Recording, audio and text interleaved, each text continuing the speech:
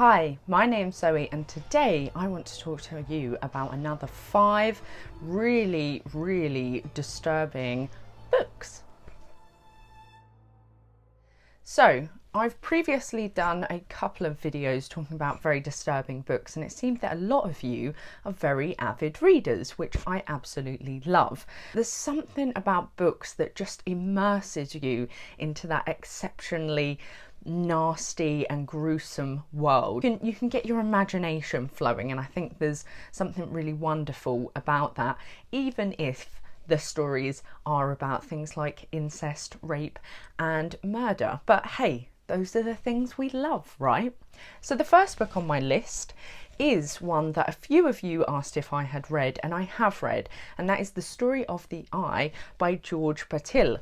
Excuse me for my pronunciation. So this book was first published in 1928, so I can't do the maths, but it was quite a while ago. And we follow a couple of central characters. They're young adolescents and they are discovering the world of pleasure and also the world of pain. As we go through the book, it's kind of divvied up into varying segments of experiences they have with one another, with other people their age, with older people, and we go through the book and see their attraction to one another and how they start to explore their sexual desires, and perhaps a lot of their perversions as well. And as you can tell from the cover of the book, which I think is very beautiful, it focuses a lot on the body, and the female body in particular. And the two adolescents, they become quite obsessed with another girl. You know, there's a lot of pissing in there. There's a lot of exploration of things that you could put inside each other. There's also a scene with a priest, which is really fucking disturbing. The whole book goes through these kind of very disturbing, very sexual scenes that I guess show us the obsessions that the two central characters have. These obsessions for them are, they cannot escape them and they don't want to escape them. This is a fascination for them. It's exciting. It's the exploration of the body. It's written in quite a particular way, but I would say kind of the culmination of everything together and then where the book ends up definitely leaves us in a very disturbing perversion of events. But it's a very good book, and if you haven't read it, well, this is my recommendation to you. So the next book I have on my list is called In the Miso Soup, and it's by Murakami. This one's a little bit more recent than the previous one, and again, beautiful cover. As you can see, I really love this cover. And Rui, he is the writer of Audition, which you might know more commonly as the film that features Asami and her Kiri. I haven't actually read that book, though it is on my list to read, and I am going to get round to it. The other book that he also wrote was called Piercing, and again, I've only seen the film of that, but I really liked the film. It's very intriguing, very kind of explores kind of BDSM and people, I guess, pushing their personal and their sexual boundaries to find out what they really like. In the Miso Soup, it's a very interesting book. It's set in Tokyo, and we follow a guide, a young guide, and what he does is he takes American tourists, or any tourists, around the city and kind of shows them the best clubs to go to, the best hookers, where to get drugs, where to get good food, where to get drink, anything you could want to know, I guess, if you were in Tokyo. And that is his job. And he comes across a man called Frank, who is a tourist, of course, and Frank wants to have a good time. So the kid starts showing him around, but he begins to suspect that something is not quite right with Frank. And at the same time, there's murders happening around the city. There's a suspected serial killer on the loose. It's not too long before he suspects that Frank could be this serial killer. Frank is a strange man. He has a strange taste and he asks for a lot of strange things. He wants to go to very particular places. He wants to meet a lot of women, and he has an aggressive side to him. What I found so alluring about this book is Frank's character is, it's hard to kind of understand him in many ways, which, you know, when you get to the end you realise it's probably for the best. But there's so many scenes in there that are so fucked up and disturbing, and I almost felt like screaming at times. It reminded me a lot of American Psycho. I would say it's got a much darker tone to it. It's not quite as satirical as American Psycho, but if you liked American Psycho, then I would definitely recommend In the Miso Soup. There's also a scene, a written scene of course, in the miso soup, in the miso soup, which really sticks in your mind.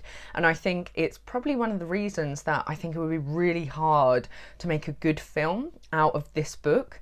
It involves a prostitute, it involves some really horrible gore, and it involves tampons. I have never been able to imagine something so nasty happening in a book as I did that scene. So I would really recommend that one if you haven't read it before. So the next book that I have on my list is We Need to Talk About Kevin by Lionel Schriever.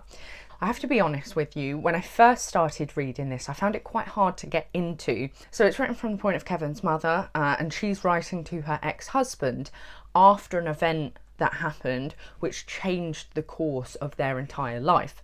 So Kevin, and it's not a spoiler, you find this out from the very beginning of the book, Kevin is a mass murderer. He committed a mass shooting in his school, and of course that completely fucked up everyone around him's lives, as you can expect for something as horrific as that. So it's written from Eva's point of view, and she's writing to her ex-husband in a form of various diary style letters. So we really get into the mindset and the headspace that Eva's in, and that makes it so much more, I guess, compelling, but also kind of repulsive at the same time, because we witness every single thought and feeling that she is currently having and that she did have. And she's writing to her husband, and she goes through the entirety of Kevin's life. So it was from the very moment, you know, she got pregnant with Kevin until the moment that he committed this horrific, heinous crime, she has always suspected that there was something not quite right with Kevin, which I think as a mother is a really difficult thing to probably be able to go out and say about your child. And it's through these logs that she begins to explain to her husband that, you know, unfortunately there were a lot of problems in their relationship, in the way that she felt, in the way that she felt about being a mother. She essentially lost her career for the child. He dominated her. He wasn't always good, but he always was there with her. And I think the book is such a powerful representation of how women can often feel about motherhood. You know, motherhood is meant to be all these daisies and flowers and rainbows. And unfortunately, I think, you know, a lot of the time for women, it's not quite like that. As much as there are absolute perfect days, I think, you know, there are really hard days being a mother. It's so important that there's a book like We Need to Talk About Kevin that does document that it is not all happy days, and, you know, tough things do happen, and often women really struggle with that. I think it was a really intelligent glimpse into how motherhood could be, and the fact that the reality that, you know, we often do have negative feelings, and that's okay. We Need to Talk About Kevin, very well written, really fantastic book. I highly recommend that one. The next one on my list is another older book. This is from 1968, I believe, and it is The Collector by John Fowles. So it is not related to the movies called The Collector, The Collection. It's not to do with that. So this book is, I found it really fascinating. So if you're a fan of serial killers and you like films or you like books where they kind of get into the mind of a serial killer, then you're going to love The Collector. It's written from the point of view of our, I wouldn't call him a serial killer, I would call him perhaps an obsessor. And he details how he becomes very, very, very obsessed with a young girl that he sees every day. And from his perspective, he's just been observing her. But if you look at it from the outside in, he's been stalking her. He's been almost hunting her like she is his prey. But he doesn't see it that way.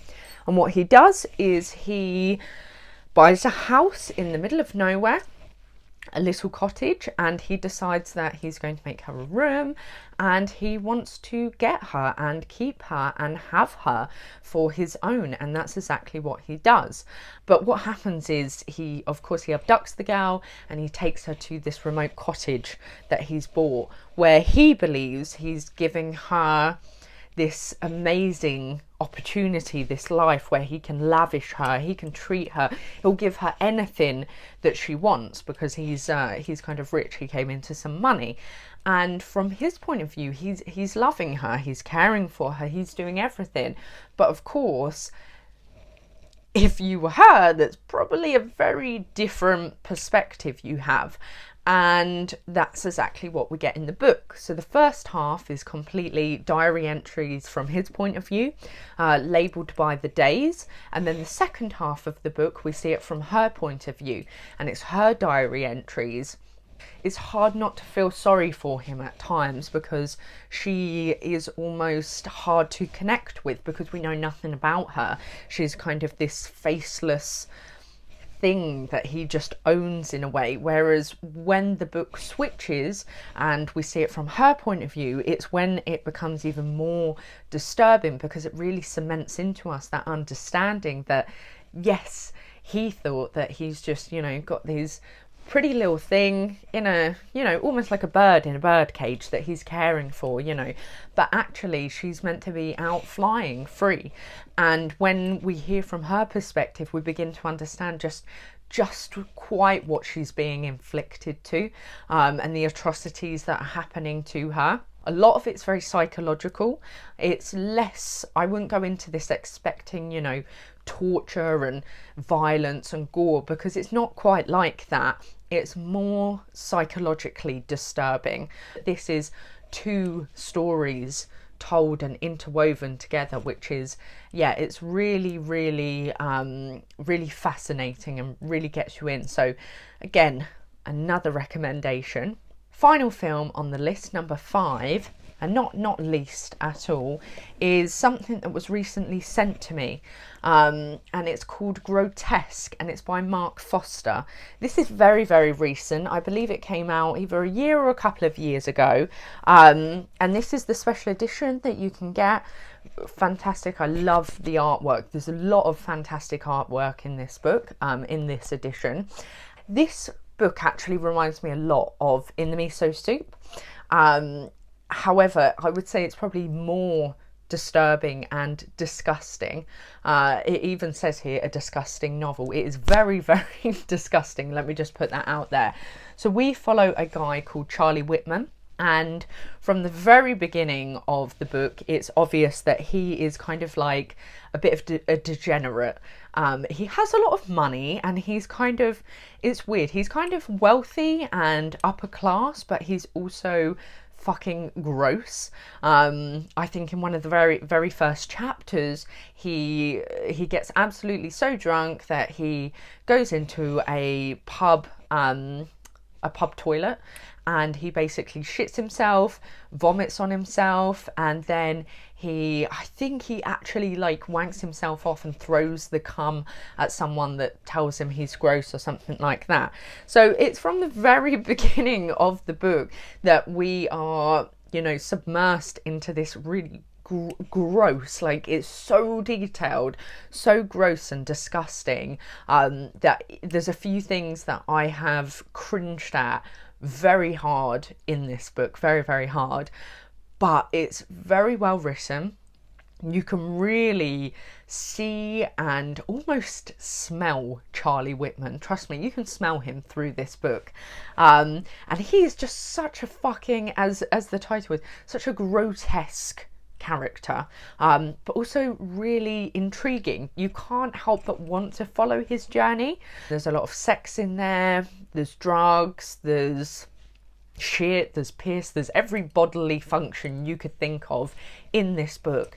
And of course then it starts to get worse. He starts to, you know, gradually get into nastier and nastier things, and of course, as you're expecting, into murder, which is where the book kind of takes this complete shift and we go, oh gosh, Charlie's not just fucked up, he's really fucked up.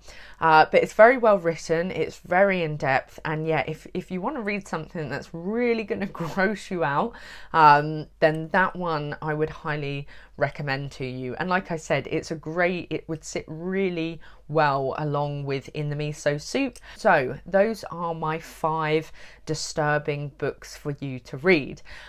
I know they all sound quite gross, a lot of them sound really nasty, but if you do like disturbing books, I would really say go and find those. Most of them available second hand on Amazon, on eBay. I always recommend getting them second hand. Saves paper, saves the environment, whilst, you know, also reading about horrific things. So as always, thank you so much for watching. Do let me know below if you have any more disturbing book recommendations, as I'd love to hear them. I'd also love to read them and add them to my list. If you enjoyed this video, please do give a thumbs up, thumbs down if you thought it was a piece of shit, fair enough. And also subscribe, leave a comment, and follow me on socials if you want to chat some more.